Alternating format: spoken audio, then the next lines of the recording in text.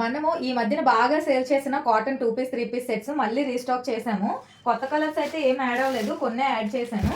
And ఇదైతే new కలరే, ఇంకా వీడియోలో నేను అప్లోడ్ చేయలేదు, ముందు ఆఫ్లైన్లో బాగా వెళ్ళింది. అన్నీ అయితే 3 పీస్ కోసం బాగా వెయిటింగ్, ఆర్డర్స్ కూడా ప్రీ ఆర్డర్స్ ఉన్నాయి. ఇవన్నీ కూడా అవే 2 పీస్ 3 పీస్. నార్మల్గా ఓపెన్ చేసి చూపిస్తున్నాను చూడండి.